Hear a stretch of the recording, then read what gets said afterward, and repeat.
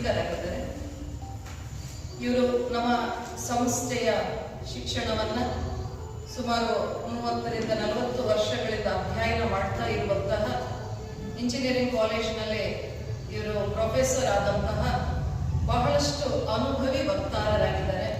ಇವರು ನಮ್ಮ ರಾಯಚೂರಿಗೆ ಬರಬೇಕು, ನಮ್ಮ ರಾಯಚೂರಿನ ಜನತೆಯಲ್ಲಿ ಇರುವಂತಹ ಒಂದು ಒತ್ತಡ ಅಥವಾ ರಾಯಚೂರಿನ ಜನತೆಗೆ ಒಂದು ಸಂತೃಪ್ತ ಜೀವನವನ್ನ ಬದುಕುವ ಕಲೆಯನ್ನ ಕಲಿಸಿಕೊಡ್ಲಿ ಎನ್ನುವಂತಹ ಒಂದು ಇಚ್ಛೆ ಬಹಳಷ್ಟು ವರ್ಷದಿಂದ ಇತ್ತು. ಇದೀಗ ಅವರು ತಮ್ಮ ಸಮಯವನ್ನ 3 ದಿನಗಳ ಒಂದು ಸಮಯವನ್ನ ರಾಯಚೂರಿಗೆ ನಿಗದಿಪಡಿಸಿ ಬರಲಿದ್ದಾರೆ.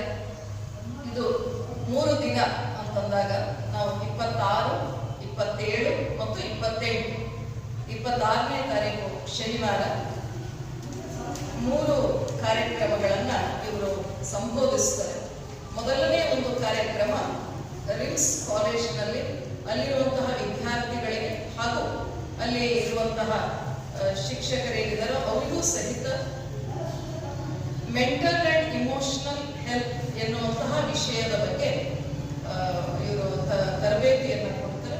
ಅದಾದ ನಂತರ ಮಧ್ಯಾಹ್ನ ಅಂದ್ರೆ 26ನೇ ತಾರೀಕು ಶನಿವಾರ ಮಧ್ಯಾಹ್ನ 12 ಗಂಟೆಯಿಂದ 2 ಗಂಟೆವರೆಗೂ ಶಾಲಾ ಶಿಕ್ಷಕರಿಗೆ, ಕಾಲೇಜಿನ ಲೆಕ್ಚರರ್ಸ್ಗೆ ಹಾಗೂ ಡಿಗ್ರಿ ಕಾಲೇಜಿನಲ್ಲಿ ಇರುವಂತಹ ಬೋಧಕರಿಗೂ ಸಹಿತ ಶಿಕ್ಷಣವನ್ನ ಅಥವಾ ಅವರು ರಂಗಮಂದಿರದಲ್ಲಿ ವಿಶೇಷವಾದಂತಹ ಒಂದು ಬೋಧನೆ ಅಂದ್ರೆ ವಿಶೇಷವಾಗಿ ಅವರ ಒಂದು ವಿಷಯ effective teaching through holistic intelligence ಅನ್ನುವಂಥ ಒಂದು ವಿಷಯ ಶಿಕ್ಷಕರಿಗಾಗಿ ಆಯೋಜನೆ ಮಾಡಲಾಗಿದೆ.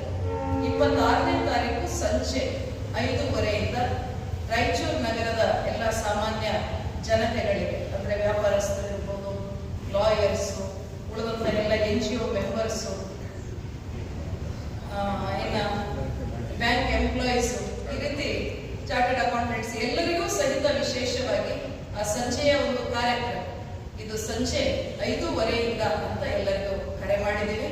5:30ರಿಂದ ಕಾರ್ಯಕ್ರಮ ಒತ್ತಡ ನಿರ್ವಹಣೆಗಾಗಿ ಕಾರ್ಯಕ್ರಮ ರಂಗಮಂದಿರದಲ್ಲಿ ನಡೀತದೆ. ಪರಿಪೂರ್ಣ ವಿಷಯ stress management for a healthy and happy life ಅನ್ನುವಂಥ ಒಂದು ವಿಷಯವನ್ನ ಅವರು ಬೋಧಿಸಲಿದ್ದಾರೆ.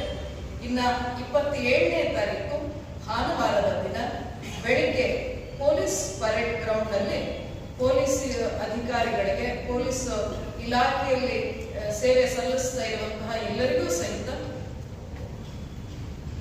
Stress management through self empowerment ಅನ್ನುವಂತಹ ಒಂದು ವಿಷಯವನ್ನ ಅವರು ಪರೇಡ್ ಗ್ರೌಂಡ್ ನಲ್ಲಿ 1 ತಾಸಿನ ಕಾರ್ಯಕ್ರಮವನ್ನ ಅಥವಾ ಬೋಧನೆಯನ್ನ ಮಾಡಲಿದ್ದಾರೆ.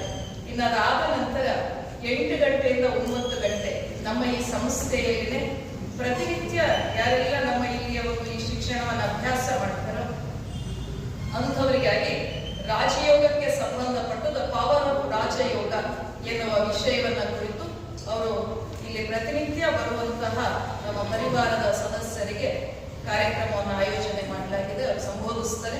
ಇನ್ನು 27ನೇ ತಾರೀಕು ಭಾನುವಾರ ಸಂಜೆ 4 ಗಂಟೆಯಿಂದ 5 ಗಂಟೆ ಎಲ್ಲ ಡಾಕ್ಟರ್ಸ್ಗಾಗಿ ಕಾರ್ಯಕ್ರಮವನ್ನು ಇಟ್ಕೊಳ್ಳಲಾಗಿದೆ. ಇಲ್ಲೇ ಸಂಸ್ಥೆಯಲ್ಲಿ ಈ ಸಭಾಂಗಣದಲ್ಲಿ ಕಾರ್ಯಕ್ರಮ ಇರ್ತದೆ. ಡಿವೈನ್ ಹೀಲಿಂಗ್ ಅನ್ನುವಂತಹ ಒಂದು ವಿಷಯವನ್ನ ಅವರು ಸಂಬೋಧಿಸಲಿದ್ದಾರೆ.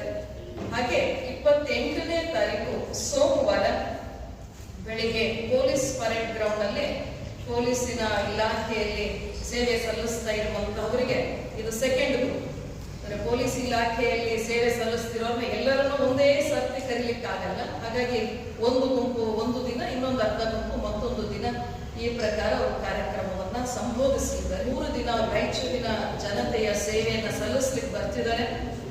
ಹಾಗಾಗಿ ಅದರ ಲಾಭವನ್ನ ಎಲ್ಲರೂ ಪಡ್ಕೊಳ್ಬೇಕು. ಮುಖ್ಯವಾಗಿ ಮತ್ತೊಂದು ಸಾರಿ ನಾನು ರಿಪೀಟ್ ಮಾಡ್ತೀನಿ. 26ನೇ ತಾರೀಕು ಶನಿವಾರ ಸಂಜೆ 5:30ಗೆ ರಂಗಮಂದಿರದಲ್ಲಿ ಏನು ಕಾರ್ಯಕ್ರಮ ಇದೆ ಸಾರ್ವಜನಿಕರಿಗಾಗಿ stress management for healthy and happy life ಅನ್ನುವಂತಹ ಒಂದು ವಿಷಯ ಅವಶ್ಯಕವಾಗಿ ಎಲ್ಲರೂ ಇದರಲ್ಲಿ ಪಾಲ್ಗೊಳ್ಳಬೇಕು ಹಾಗೂ ಇದರ ಲಾಭವನ್ನು ಅವರು ಪಡ್ಕೊಳ್ಬೇಕಾಗಿ ವಿನಂತಿಸ್ಕೊಳ್ತೀನಿ.